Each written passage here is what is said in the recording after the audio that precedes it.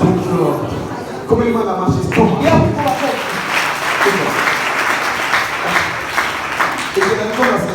Wakati nilikuwa naomba, neno lilikuja kwa Kiingereza.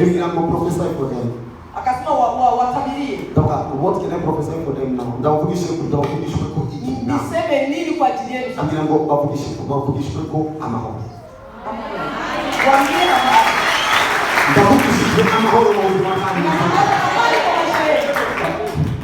thank you. Thank you.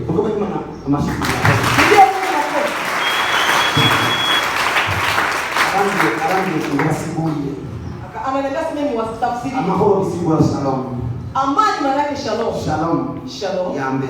Ya kwanza. Niyo mutima. Ya ndani ya moyo. Tumaze kugira amahoro mu mutima ibindi birakoze. Tukishakuwa na amani ndani ya moyo mengine yatafanyika. Iyo mu mutima ni hakiki. Kama ndani ya moyo kuna amani. Iyo mu mutima ni hakiki. Haitoshi.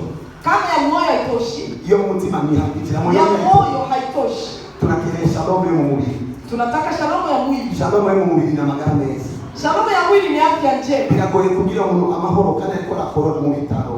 Ni shida kumwambia mtu amani na iko na shida kwa hospitali. Biragoye kugira umuntu amahoro kandi diabetes ikira mu bangamira. Ni shida kumwambia mtu amani na diabetes na biragoye kugira umuntu amahoro kandi sida itoma kumumara. Ni shida kumwambia mtu amani na ukimwi na utaka kumaliza. Si jewe niko ndavuga amahoro. Sio mimi niko nasema amani. Ambie ngo mvugishwe amahoro. Wananiambia nikamilishwe amani. Uambie ngo mvugishwe amahoro. Aliniambia niseme amani. Diabetes anasikiza mwa.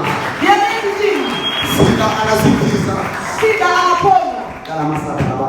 Amahoro ya gatatu ayo shaba mnyayo. Amani ya tatu ndio shalom yake. Ni shalom yo mu mufuko. Ni shalom ya ndani ya mfuko. Biragoye kugira umuntu amazindu yose adafungura ngo namahoro. Ni shida kumwambia mtu anafanya wiki nzima hakuna unamwambia amani. Atakuwa kuyabona. Atakwambia niona wapi. So uburero ngomba kuvugishwa amahoro kumaze kunao. Ninataka kusema amani kwa sababu nimeshanielewa. Ndavugishwa amahoro mu izina rya Yesu. Nasema amani kwa jina la Yesu.